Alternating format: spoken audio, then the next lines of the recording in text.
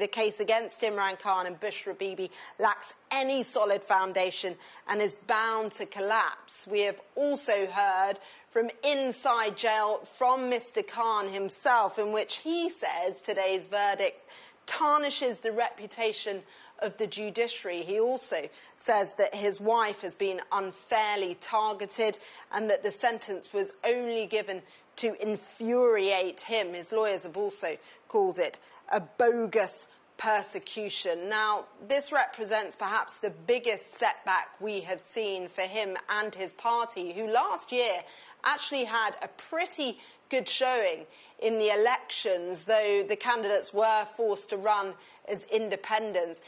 It is, this particular case, the fourth time he has now been convicted, and he faces dozens more cases. It is something he describes as a political witch hunt.